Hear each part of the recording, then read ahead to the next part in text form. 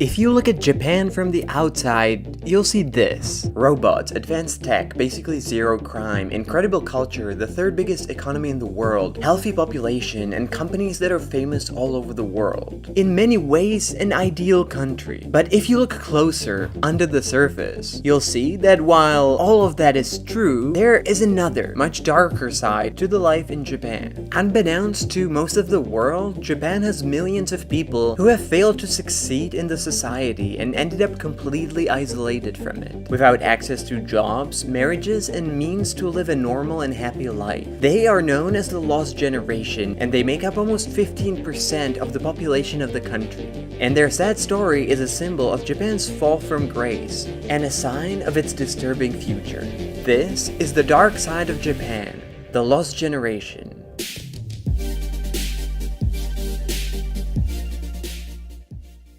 While this is now mostly forgotten, in the 1980s, Japan was seen as the next economic superpower that was going to replace the United States and completely take over the global economy, in a similar way we might see China today.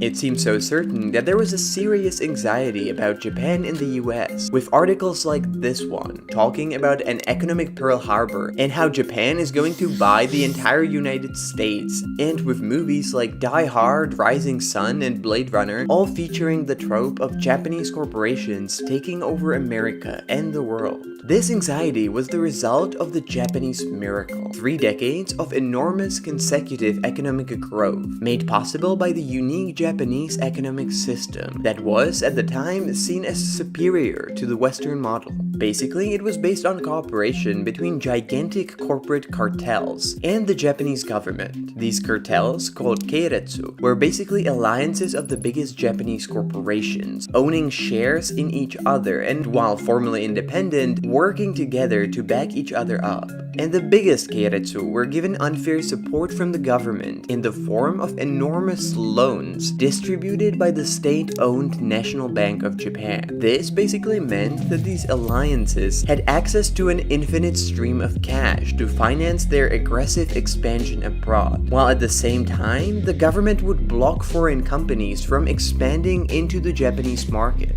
It wasn't a healthy system or a fair one, but it was working. The Japanese stock market was booming. Japanese products were conquering one market after another, and regular people knew that if they worked hard and got a university degree, they would get a solid job at a large corporation that would mean the guarantee of a lifetime employment. Japan was unstoppable and everything was going great, until it wasn't.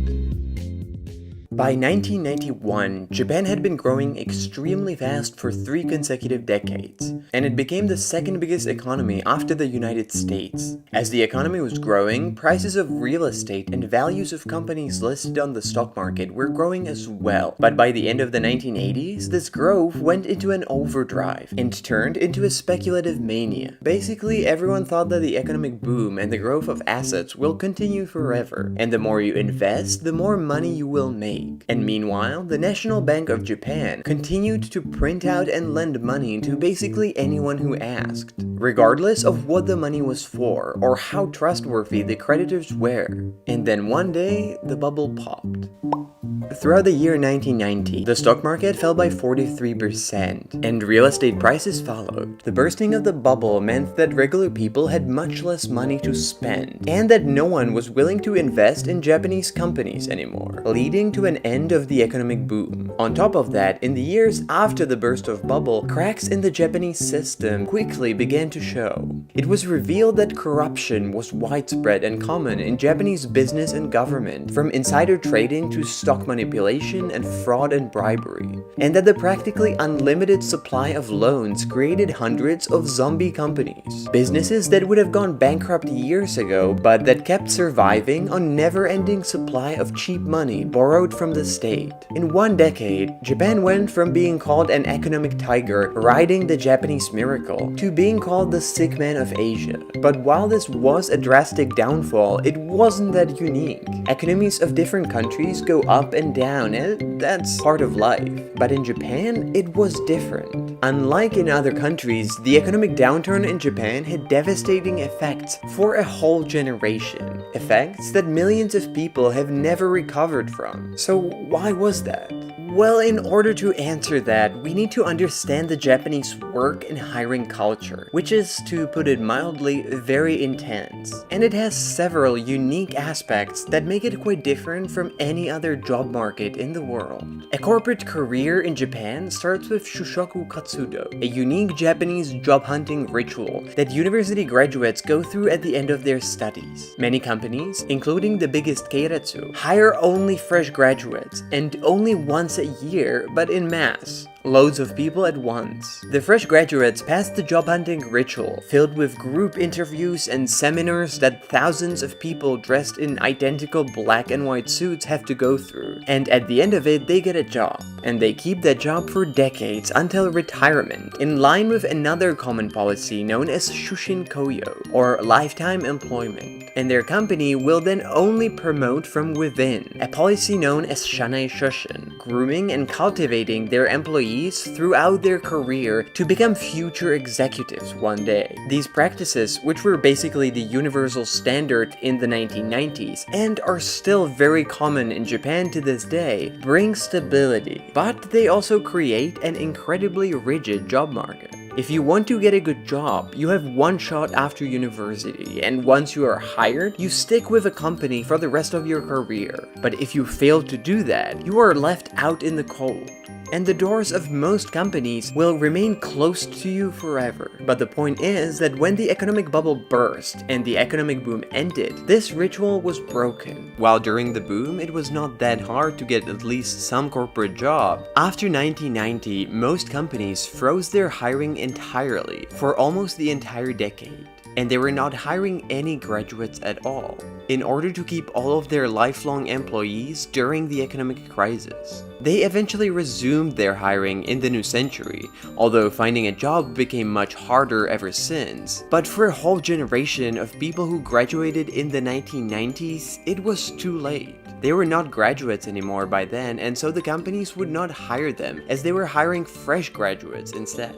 Those people, whose only fault was being born at the wrong time, missed their shot and fell through the cracks of the system, and a whole generation, millions of people, were left behind, destined to spend the rest of their lives on temporary, part-time, low-paid jobs. This period became known as the Employment Ice Age, and people who graduated during that time as the Lost Generation.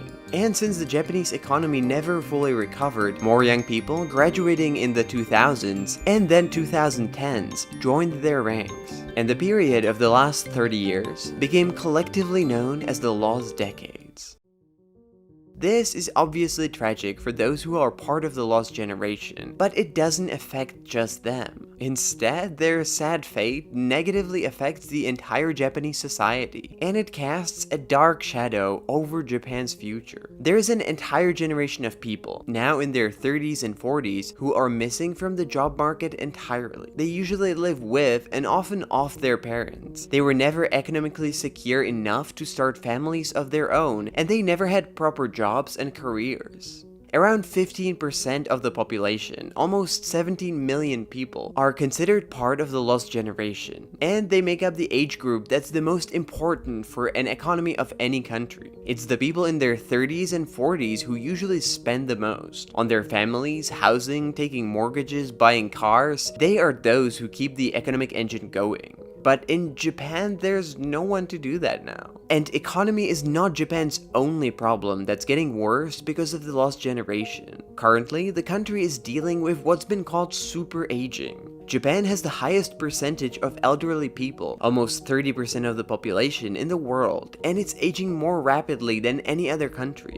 And that is partly also because of the millions of children that the lost generation never had. By 2050, the ratio between seniors and people in the working age will be 1 to 1.3, meaning that there will be almost as many people over 65 as people between 15 and 64. In any country in the world, the elderly are dependent on the taxes paid by people in what's called productive age. But in Japan, this will be at some point simply no longer sustainable. And on top of that, the lost generation created another social issue that is becoming increasingly damaging to the survival of the Japanese society, the phenomenon of so-called hikikomori. These are Japanese men who have voluntarily decided to completely cut themselves off of society, and they're spending their lives in complete isolation, never leaving their house and not having any social contacts at all, usually being completely financially dependent on their parents. The first hikikomori were members of the original lost generation, men today in their 30s and 40s who could not fulfill the requirements expected from them by the Japanese society, get a job, climb the career ladder, start a family and provide for them, and decided to give up entirely instead. But eventually they were joined by others from the younger generations as well, who, although they did have a chance to join the job market, just found it too stressful and competitive. Today, there is almost 1 million of these men in the Japanese society, with many more on the verge of joining them. And the social phenomenon is quickly becoming a very real mainstream problem, affecting the entire society. The Japanese government is aware of the extremely negative impacts that the existence of the lost generation and the growing number of hikikomori are having on the Japanese society and economy. And it has announced that it will try to help the lost generation to get back up on its feet and reintegrate those who have secluded themselves from the society. But so far, it had very little success. The problem is that the Japanese economy is still not doing great, and at the same time, it still has extremely rigid work culture. Not only that people are expected to work extremely long hours and comply with strict hierarchy, but many companies still follow the same pattern of lifelong employment, hiring only once a year and promoting only from within the company, making it impossible for the employees to take breaks or even to get a second chance if they fail to get their foot in the door. And so millions of people are stuck, and their numbers are constantly growing as more young people fail to succeed in the ruthless system, and eventually they just give up.